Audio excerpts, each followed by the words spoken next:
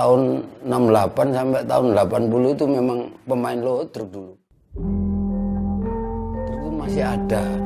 Tapi kalau di Gedongan atau Tobongan sudah tidak ada. Kalau ada orang punya hajat masih banyak yang lihat.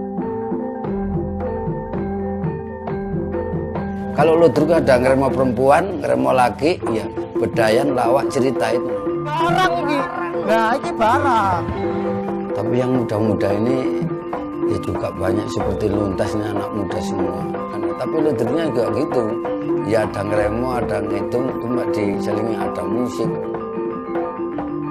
Ceritanya ya memang harus gitu supaya anak muda gemar dulu. Setelah itu nanti inilah ludruk yang asli. Ya anak-anak muda tuh mari melestarikan kesenian